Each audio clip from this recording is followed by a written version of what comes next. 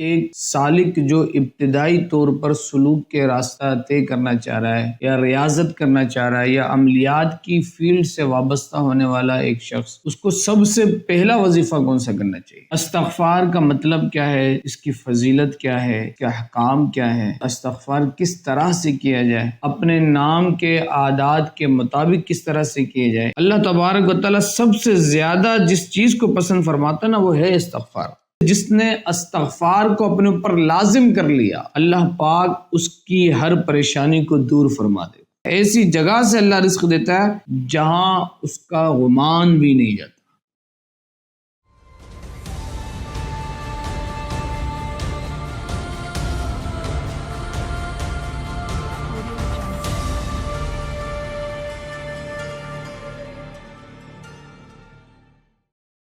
الحمدللہ رب العالمین والصلاة والسلام علی سید الانبیاء والمرسلین، اما بعد فاعوذ باللہ من الشیطان الرجیم، بسم اللہ الرحمن الرحیم۔ میں اپنے یوٹیوب چینل مفتی شاذب شاذلی میں ایک بار پھر آپ تمام احباب کو خوش آمدید کہتا ہوں۔ اللہ کریم اہل بیت کا صدقہ ہم سب کو عطا فرمائے، ہماری نسلوں کو عطا فرمائے۔ آج بڑے خاص موضوع پہ، اور بالخصوص 1 ذی الحج سے لے کر 10 ذی الحج کے جو ایام ہیں، اس میں کون سا ایسا وظیفہ آنا چاہیے کہ جس کی برکتیں ہمیں حاصل ہو، اور ایک سالک جو ابتدائی طور پر سلوک کے راستہ طے کرنا چاہ رہا ہے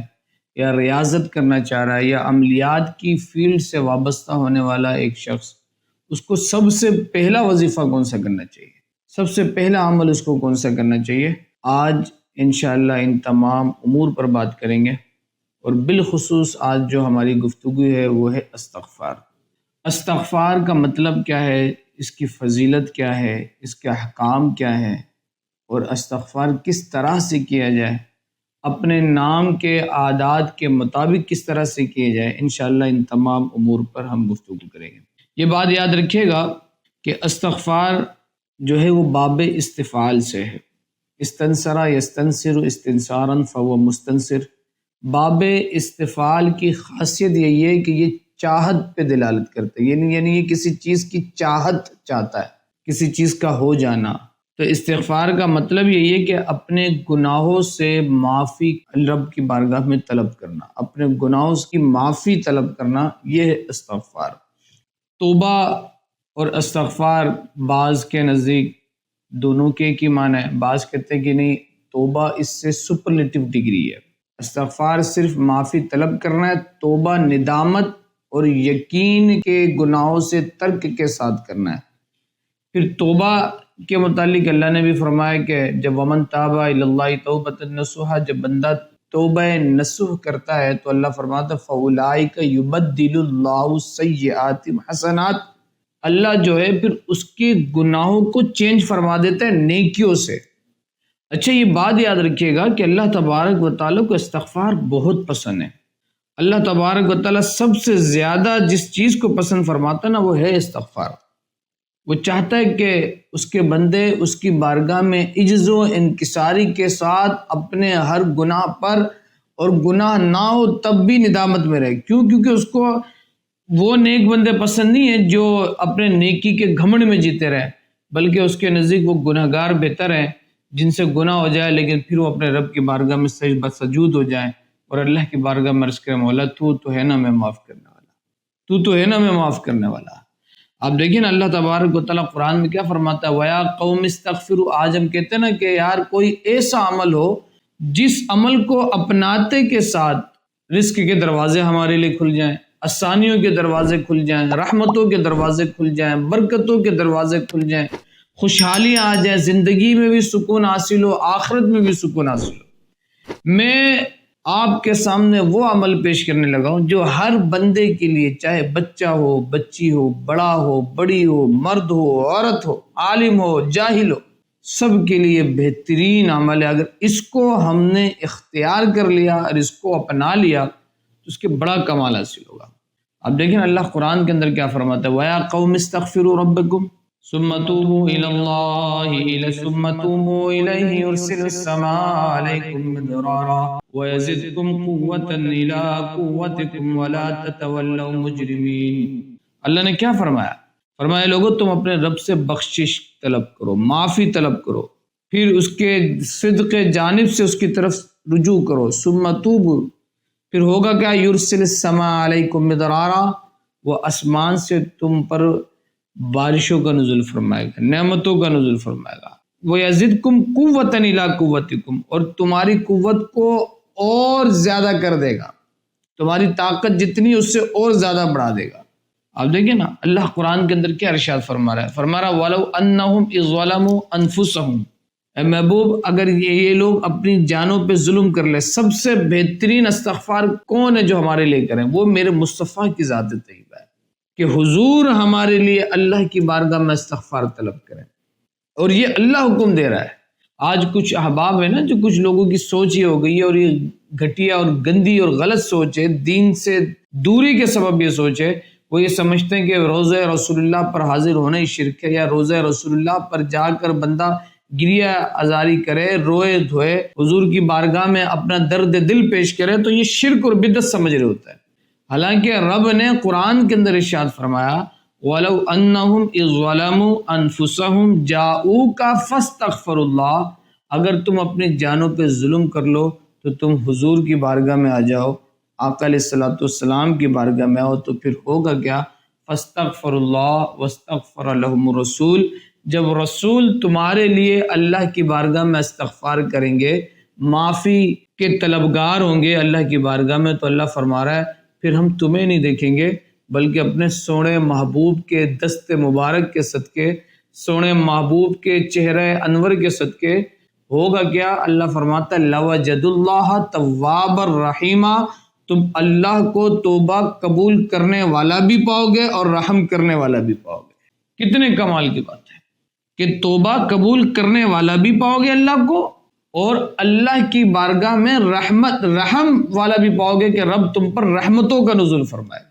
آج لوگ عجیب نظریہ لے کر آ گئے، عجیب باتیں کرنے لگ گئے، اور حضور کی بارگاہ سے دور کرنے کے چکر میں آپ دیکھیں نا، ایک مسجد نبوی کے اندر آج بھی وہ ستون موجود ہے کہ جس میں ایک صحابی نے اپنے آپ کو گناہ کرنے کے بعد اپنے ذوق کے مطابق، اپنی سوچ، اپنی تھنکنگ کے مطابق ایک پلر سے باندھ لیا کہ مجھ سے یہ گناہ ہو گیا ہے۔ پھر انہوں نے سوچا کہ جب تک میری توبہ قبول نہیں ہوگی میں اپنے آپ کو یہاں سے کھولوں گا نہیں، نہ کچھ کھاؤں گا نہ کچھ پیوں گا۔ کئی دن گزر گئے، حضور علیہ الصلوۃ والسلام نے جب دیکھا تو حضور ان کو دیکھتے پھر اپنے اجرے میں چلے جاتے، مسجد جاتے، نماز پڑھاتے، پھر اپنے اجرے میں چلے جاتے۔ حضور نے فرمایا کاش کہ یہ میرے پاس آتا تو میں اس کے لیے اللہ کی بارگاہ میں توبہ کرتا، اس کے طرف سے مغفرت چاہتا اللہ کی بارگاہ میں، اور مجھے یقین ہے کہ اللہ میری دعا کو قبول فرماتا ہے۔ کیوں؟ کیونکہ اس نے خود فرمایا وَلَسَوْفَ يُعْطِيكَ رَبُّكَ فَتَرْضَىٰ، محبوب ہم آپ کو اتنا دیں گے کہ آپ اپنے رب سے راضی ہو جائیں گے، آپ اپنے رب سے راضی ہو جائیں گے۔ یار کیا کمال کی بات ہے! خدا کی رضا چاہتا ہے دو عالم، خدا چاہتا ہے رضائے محمد صلی اللہ علیہ وسلم۔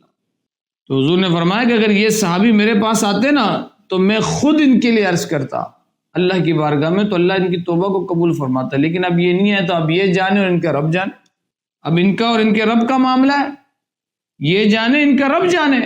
کچھ دن گزرے، اللہ تبارک و تعالی کی طرف سے یہ خوشخبری آ گئی کہ جاؤ ہم نے ان کو بخش دیا۔ یہ نوید حضور علیہ الصلوۃ والسلام نے اس صحابی کو قاصد کے ذریعے، کسی صحابی کے ذریعے پہنچایا کہ جاؤ اب تم، اللہ تبارک و تعالی نے تمہارے گناہ معاف کر دیے۔ تو وہ صحابی کہنے لگے خدا کی قسم اللہ نے اگرچہ معاف کر دیا، اب میں اپنے آپ کو اس وقت تک نہیں کھولوں گا جب تک میری رسی کو خود حضور آ کے نہ کھول دیں۔ تو پھر حضور آئے، حضور نے خود رسیاں کھولی، اور پھر اس طرح سے وہ صحابی اپنے گھر لوٹے۔ آج لوگ بڑے افسوس کی بات ہے۔ اچھا یہ ضروری نہیں ہے کہ آپ روضہ رسول اللہ پر حاضر ہوں گے تو یہ معاملہ ہوگا، یہ آیت تو قیامت تک کے آنے والوں کے لیے، قیامت تک لوگ آئیں گے، اس پر عمل ہوگا، اس پر عمل کرنے کا حکم ہے۔ تو اگر بندہ صدق دل کے ساتھ جس ملک میں ہے، چاہے وہ پاکستان ہو، چاہے وہ افغانستان ہو، چاہے وہ ہندوستان ہو، چاہے وہ امریکہ ہو، چاہے وہ افریقہ ہو، چاہے وہ جو ہے انڈونیشیا ہو، کوئی سا بھی ملک ہو، کوئی سی بھی کنٹری ہو، صدق دل کے ساتھ حضور کی بارگاہ میں حاضر ہوئے اور اس طرح سے توبہ کرے، اللہ تبارک و تعالی حضور کے صدقے اس کی توبہ کو قبول فرمائے۔ اور کیا ہی اچھا ہو کہ مدینہ جانا حاضر ہی نصیب ہو، اللہ باادب بار بار جانا نصیب کرو اور باادب ہم اس طرح سے پیش کریں تو یہ اور سبحان اللہ مزے کی بات ہے۔ تو استغفار کی کثرت ہمیں کرنی چاہیے۔ حضور علیہ الصلوۃ والسلام نے فرمایا جو صبح شام استغفار کرتا ہے اللہ تبارک و تعالیٰ اس کے تمام گناہ معاف فرما دیتا ہے۔ آپ دیکھیں نا حضور علیہ الصلوۃ والسلام کی حدیث ہے، جس نے استغفار کو اپنے اوپر لازم کر لیا،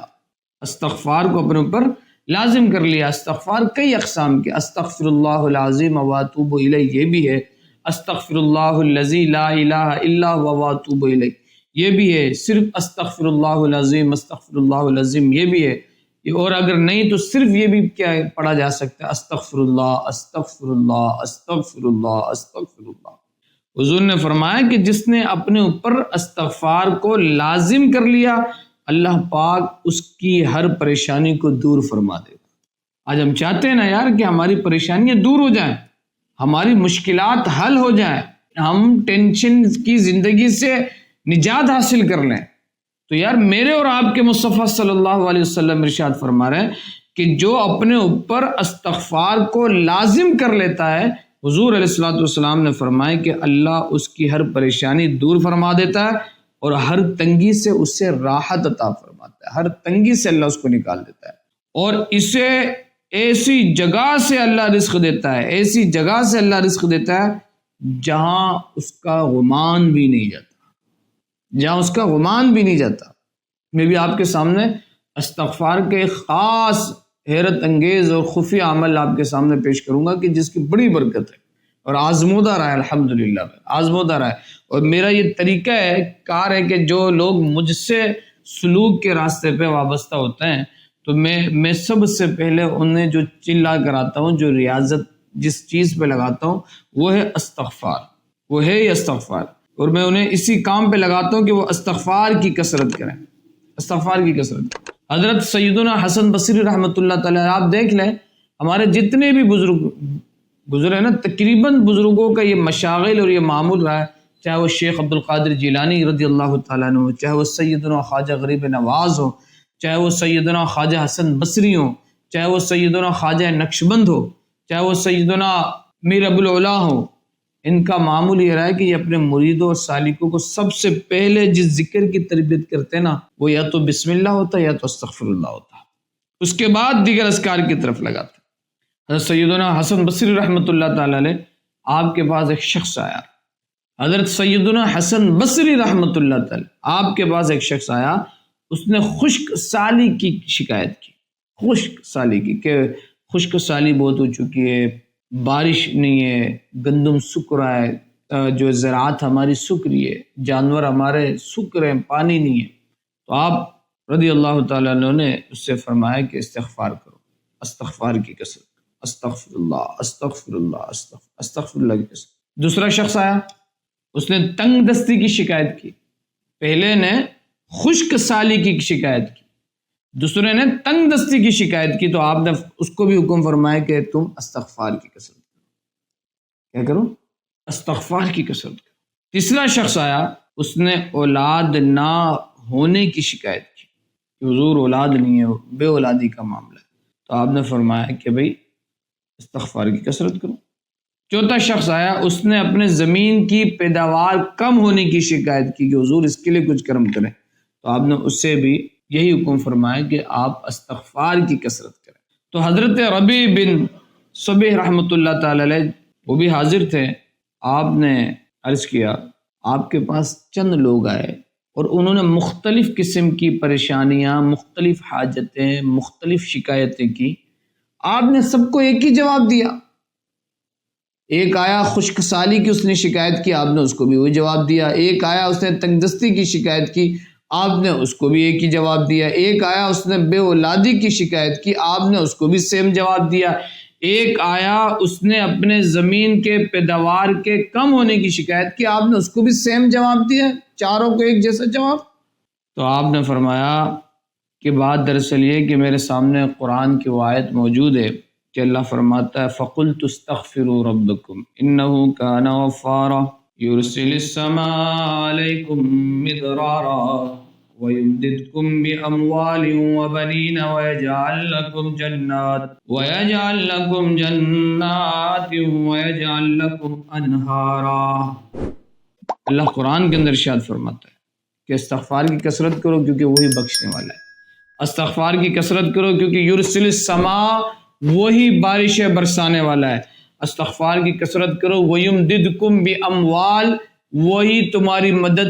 مال کے ذریعے کرنے والا ہے، استغفار کی کثرت کرو کیونکہ وہی وبنینا، اولاد دینے والا ہے، استغفار کی کثرت کرو، وَيَجْعَلْ لَكُمْ جَنَّاتٍ وَيَجْعَلْ لَكُمْ أَنْهَارًا، وہی تمہارے لیے باغات پیدا کرنے والا ہے، وہی تمہارے لیے نہریں جاری کرنے والا ہے۔ تو آپ نے فرمایا اگر بندہ استغفار کی کثرت پر لگ جاتا ہے اور استغفار کرنے لگ جاتا ہے تو اللہ تبارک و تعالیٰ اس کے صدقے اسے سب کچھ عطا فرما دیتا ہے،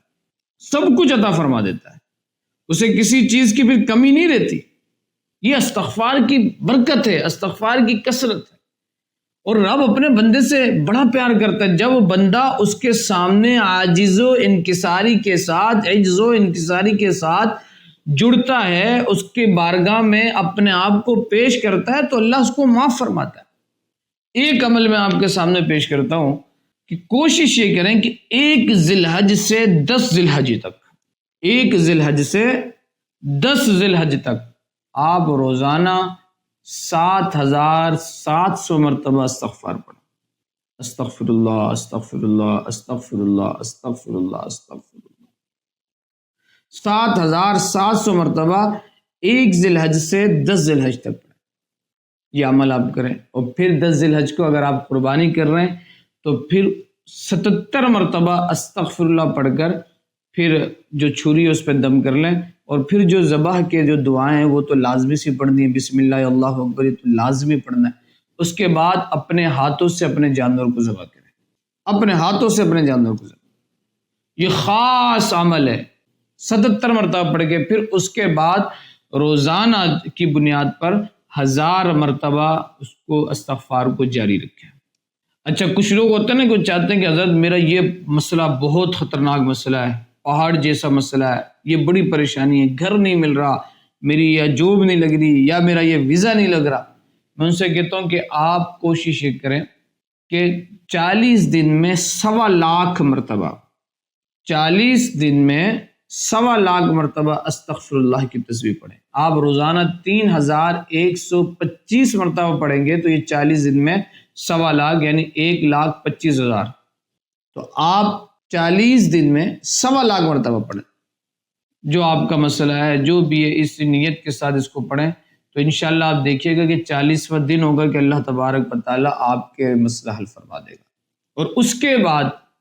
کیونکہ آپ کی پھر یہ زکوٰۃ بھی ہو جائے گی، پھر یہ کوشش کریں کہ اپنے نام کے اعداد کے مطابق، جو چاہے کہ اپنے نام کے اعداد ہم سے نکلوانا چاہے تو وہ اپنا نام ہمیں اپنی والدہ کے نام کے ساتھ بھیج دے،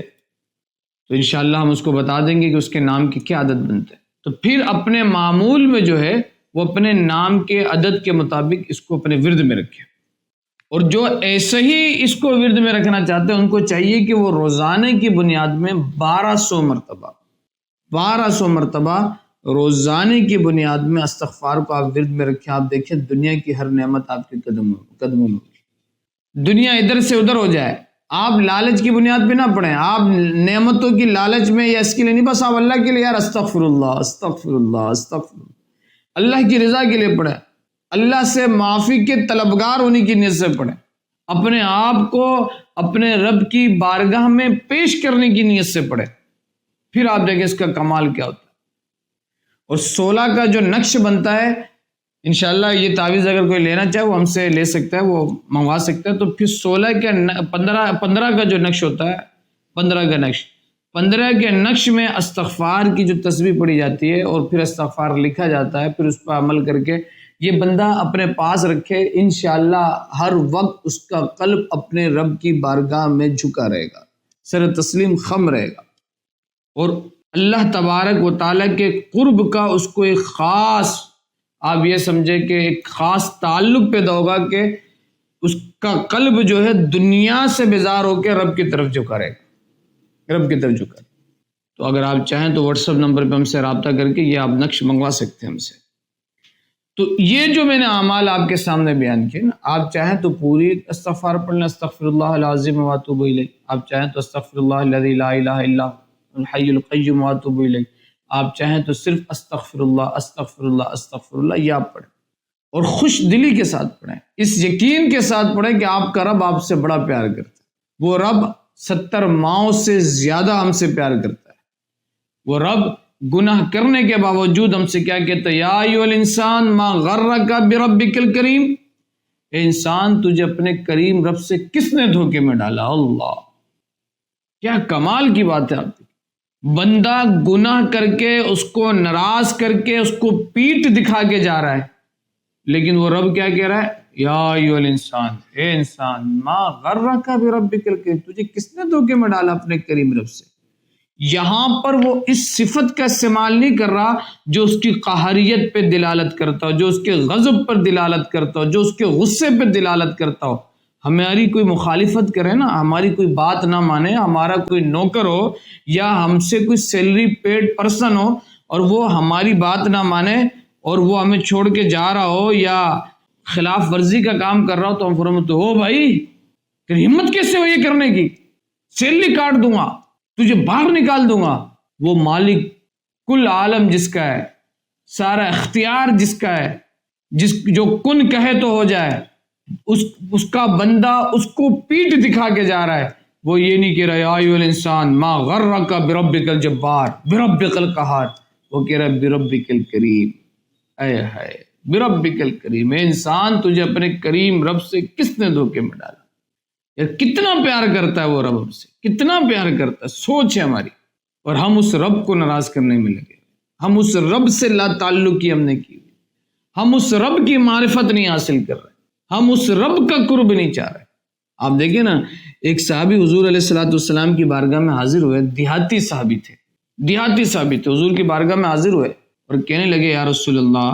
صلی اللہ علیہ وسلم، مجھے یہ بتائیں کہ قیامت کے دن میرا حساب کون لے گا، قیامت کے دن میرا حساب کتاب کون لے گا؟ تو حضور علیہ الصلوۃ والسلام نے فرمایا اللہ لے گا۔ تو وہ صحابی کہنے لگے یا رسول اللہ صلی اللہ علیہ وسلم ذرا یہ بتائیں اللہ کریم ہے نا، اللہ کریم ہے نا؟ تو آقا علیہ الصلوۃ والسلام نے فرمایا بالکل اللہ کریم ہے۔ وہ صحابی کہنے لگے یا رسول اللہ سچی بات ہے اللہ کریم ہے؟ کہا بالکل اللہ کریم ہے۔ کہا یا رسول اللہ کنفرم اللہ کریم ہے؟ 3 بار انہوں نے اس سوال کو دہرایا تو حضور نے فرمایا ہاں میرے صحابی بالکل کریم ہے، کیا میں جھوٹ بولوں گا، کیا میں کوئی غلط بیان کروں گا، کیا میری بات پر آپ کو شک ہے؟ اللہ بالکل کریم ہے۔ تو وہ صحابی اٹھے اور جھومنے لگے۔ حضور علیہ الصلوۃ والسلام نے فرمایا صحابی ذرا تسلی رکھیں، صبر کریں، بیٹھیں، کیا بات ہے، آپ کے دماغ میں کیا چیز چل رہی ہے؟ تو وہ صحابی جھومنے لگے اور کہنے لگے میں تو بخشا ہوا ہوں، میں تو بخشا ہوا ہوں، میں تو بخشا ہوا ہوں، جھوم جھوم کے یہ کہہ رہا تھا میں تو بخشا ہوا ہوں، میں تو، ایک وجدانی کیفیت ان پہ طاری ہو گئی رب کی محبت میں، ایک سرور میں مبتلا ہو گئے رب کی محبت میں۔ اس لیے بزرگ فرماتے ہیں نا کہ من عرف نفسا فقد عرف ربہ، جس نے اپنے نفس کو پہچانا اس نے اپنے رب کو پہچانا، جو اپنے نفس کو پہچان لیتے ہیں نا وہی اپنے رب کو پہچانا۔ حضور نے پوچھا بھئی کیوں اتنے خوش ہو گئے، کیا ایسی بات ہے کہ بار بار کہہ رہے ہو کہ بخشے ہوئے ہیں، بخشے ہوئے ہیں، کیا وجہ ہے اس کی؟ تو صحابی کہنے لگے یا رسول اللہ میں اتنا بڑا عالم تو نہیں ہوں، میں نے پڑھا تو نہیں ہے، لیکن یہ بات ضرور ہے کہ کل بروز قیامت جب اللہ حساب کتاب لے رہا ہوگا، میرے گناہ اس کے سامنے ہوں گے، تو وہ رب مجھے کہے گا ہاں بھائی تو نے یہ کیا، میں کہوں گا ہاں مالک کو بولا، خطا کار، گناہ گار، خطاؤں کا پتلا، بچنا چاہتا تھا گناہوں سے بچ نہیں سکا علم، لیکن مالک کو بولا تیری بارگاہ میں استغفار کرتا رہا، تیری بارگاہ میں توبہ کرتا رہا، آج بھی تجھ سے اپنے گناہوں کی معافی مانگتا ہوں، تو کریم ہے نا، تو کریم ہے، تو معاف کرنے والا ہے۔ وہ صحابی کہنے لگے یا رسول اللہ میری جو عقل ہے اس میں جو کریم کا مطلب ہے نا وہ یہی ہے کہ کریم اس شخص کو کہتے ہیں کہ جب بندہ اس کے آگے اپنے آپ کو سلنڈر کر دیتا ہے نا، تو کریم شخص جو ہوتا ہے، کریم صفت کا حامل جو شخص ہوتا ہے نا وہ اس کو معاف کر دیتا ہے۔ تو رب کریم جب میرے گناہوں کو میرے سامنے پیش کر رہا ہوگا تو میں کہوں گا مالک کو بولا میں گناہ گار، خطا کار، تیری آگے اپنے آپ کو سلنڈر کرتا ہوں، تو کریم ہے نا، تو یقین ہے کہ مجھے میرا رب معاف فرما دے گا۔ حضور علیہ الصلوۃ والسلام نے فرمایا لوگوں کوئی چلتا پھرتا جنتی دیکھنا چاہتا ہے نا تو اس صحابی کو دیکھ لے، کیونکہ اس نے دنیا میں اپنے رب کو پہچان لیا، دنیا میں اپنے رب کو پہچان، کتنا پیار کرتا ہے یار وہ رب ہم سے، کتنی اس کی محبت ہے۔ گناہ بھی ہم اس کے کر رہے ہیں، استغفار کر رہے ہیں، وہ ہمارے گناہوں کو نیکیوں میں تبدیل کر دے رہا ہے۔ فَأُولَٰئِکَ يُبَدِّلُ اللَّهُ السَّيِّئَاتِ حَسَنَاتٍ۔ آپ دیکھیں ایک حدیث میرے نظروں میں کہ ایک شخص ہوگا کہ جس کا حساب کتاب اللہ تبارک و تعالیٰ لے رہا ہوگا فرشتوں کے ذریعے، تو وہ اس کے پہلے چھوٹے چھوٹے گناہ تولے جا رہے ہوں گے، چھوٹے چھوٹے گناہ تولے جا رہے ہیں۔ تو جب وہ چھوٹے چھوٹے گناہ فرشتے پیش کریں گے تو اللہ فرمائے گا چلو اس کو معاف کر دیا اور اس کے اس گناہ کو نیکی میں تبدیل کر دیں۔ تو وہ فوراً کہے گا اللہ مولا ابھی بڑے بڑے باقی ہیں، یہ تو چھوٹے چھوٹے گناہ تھے نا، چھوٹے چھوٹے گناہ کو تو نے نیکیوں میں تبدیل کر دے، تو بڑے بڑے باقی ہیں تو بڑے کو بھی چینج کر دے۔ تو حضور علیہ الصلوۃ والسلام نے فرمایا جب یہ حدیث حضور سنا رہے تھے تو حضور مسکرا رہے تھے کہ اللہ اتنا پیارا، آپ اپنے رب کو پہچانے تو صحیح۔ تو یہ جو میں نے عمل آپ کے سامنے پیش کیا نا، یہ استغفار کا بہترین عمل ہے، آپ یقین جانیں، مجرب المجرب۔ اگر اس کو سونے کے پانی سے بھی لکھا جائے تو اس کی فضیلت کم ہے۔ آپ جب اس کو اس طریقے سے جو میں نے آپ کے سامنے بیان کیا، آپ جب اس طرح سے کریں گے کہ 1 ذی الحج سے 10 ذی الحج کا وظیفہ میں نے بیان کیا، یا 40 دن کا جو چلہ ہے جو اس کے طریقہ کار ہیں، یا اپنے نام کے اعداد کے مطابق یا 1.25 لاکھ آپ کریں، پھر آپ دیکھیں کہ اس کی برکتیں کتنے آپ کو حاصل ہوتی، کمال کی برکت حاصل ہوگی۔ آپ فقیر کو بھی دعا میں یاد رکھیں، آپ دیکھیں پھر اس کی کیا برکت ہوتی ہے۔ آپ دیکھیں نا حضور علیہ الصلوۃ والسلام کی وہ حدیث ہے، ایک شخص جو ہے سفر کی نیت سے نکلا تو ایک جگہ ایک درخت کے سائے میں آرام کرنے کے لیے وہ بیٹھے، اونٹ اور اونٹ میں سامان زاد راہ جو ہے سفر کا سارا سامان موجود تھا، وہ اونٹ گم ہو گیا۔ ان کی آنکھ لگی، جب ان کی آنکھ کھلی تو کیا دیکھتے کہ وہ اونٹ موجود ہی نہیں ہے جس پہ ان کو سفر کرنا ہے، جس میں سارا سفر کا سامان موجود ہے۔ سنسان علاقہ ہے، کوئی جاننے والا نہیں ہے، کوئی جانور نہیں، کچھ نہیں۔ اب وہ شخص پورا اس نے اس جنگل میں اس سنسان علاقے میں اپنے اونٹ کو ڈھونڈنے کی کوشش کی، وہ اونٹ ملا نہیں۔ آخرکار وہ اس درخت کے سائے میں آ کے بیٹھ گیا اور موت کا انتظار کرنے لگا۔ کیوں؟ کیونکہ جب سارا سامان جا چکا، سواری جا چکا، تو اب موت کے علاوہ کسی بات کا انتظار نہیں۔ حضور علیہ الصلوۃ والسلام نے فرمایا اب بتاؤ، وہ شخص اپنے اونٹ کے انتظار کرتے کرتے اس کی آنکھ لگی، اور آنکھ جب کھلا تو کیا دیکھتا ہے کہ وہ اونٹ بما ساز و سامان کے موجود ہے، تو اس کی خوشی کا کیا حال ہوگا؟ اس کی خوشی کا کیا حال ہوگا؟ سمجھو کہ موت کے منہ سے نکل آیا۔ جو اونٹ بما ساز و سامان گم ہو چکا تھا وہ دوبارہ اس کو مل گیا، تو کتنا خوش ہوگا، اس کی خوشی کا عالم کیا ہوگا، پھولے نہیں سمایا جا رہا ہوگا اس۔ تو حضور نے فرمایا وہ اس خوشی کے عالم میں اللہ کی بارگاہ میں سجدے میں گرتے ہوئے اللہ کو پکارتے ہوئے اس کے الفاظ تبدیل ہو جاتے ہیں خوشی میں، اور وہ یہ اس کے لفظ سے یہ نکلتا ہے کہ یا اللہ تو میرا بندہ میں تیرا رب ہوں۔ یہ حدیث کے الفاظ ہیں، تو میرا بندہ میں تیرا رب ہوں۔ خوشی میں ہوتا ہے نا، جب بندہ بہت زیادہ غمگین ہوتا ہے تو اس کو نہیں پتا ہوتا کہ وہ کیا بول رہا ہے، اور جب بہت زیادہ خوش ہوتا ہے نا تو اس کو نہیں پتا ہوتا، وہ اتنا خوشی، کیونکہ ایک اونٹ جو گم ہو چکا پھر اس کو بما ساز و سامان مل گیا، تو اس خوشی کی کیفیت میں وہ اپنے آپ میں نہیں ہے، اور اپنے آپ سے باہر اس طرح کے جملہ کہہ رہا ہے، تو کیا اس کی خوشی کا عالم ہوگا؟ تو حضور نے فرمایا صحابہ اصل بات اب یہ ہے کہ جب کوئی بندہ اپنے رب سے معافی مانگتا ہے، معافی کا طلبگار ہوتا ہے، اس کی بارگاہ میں صدق دل کے ساتھ، ندامت کے ساتھ، ملامت کے ساتھ جھک جاتا ہے اور اللہ سے معافی کا طلبگار ہوتا ہے، اللہ تبارک و تعالیٰ اس بندے سے زیادہ اس پہ خوش ہوتا ہے۔ اب بتائیں، بلا تمثیل و مثال کے حضور نے ہمیں سمجھایا کہ ایک وہ بندہ جس کو سامان جس کا تھا، اونٹ تھا، باما ساز و سامان، اس کا اونٹ گم ہو گیا، پھر وہ پریشان ہوا، ڈھونڈتا رہا، موت کی تلاش میں بیٹھ گیا کہ اب اس کو صرف موت آنی ہے، لیکن پھر کیا دیکھتا ہے کہ وہ اونٹ اس کو بما ساز و سامان مل گیا۔ وہ اتنا خوش ہوا کہ اس خوشی کی کیفیت میں اس سے اپنے زبان پر کنٹرول نہیں رہا، اس نے کہا اے اللہ میں تیرا رب، تو میرا بندہ ہے۔ حضور نے فرمایا جب کوئی بندہ صدق دل کے ساتھ اللہ کی بارگاہ میں توبہ کرتا ہے، اللہ اس بندے سے زیادہ اس بندے پہ خوش ہوتا ہے۔ یہ اس کی برکت ہے۔ استغفار کی تو جتنی برکت بیان کی جائے کم ہے، بس استغفار بندہ صدق دل کے ساتھ، ندامت کے ساتھ، ملامت کے ساتھ، اعلیٰ عجز و انکساری کے ساتھ جب بندہ کرتا ہے تو پھر آپ دیکھیں کہ رحمتوں اور برکتوں کے دروازے اس پہ کھلتے ہیں۔ اور بالخصوص حضور کی بارگاہ میں حضور کے توسل سے، وسیلے سے، اہل بیت کے وسیلے سے آپ اپنا استغفار اللہ کی بارگاہ میں پیش کریں، پھر دیکھیں اس کا کمال کیا ہوتا ہے۔ خاک مجھ میں کمال رکھا ہے،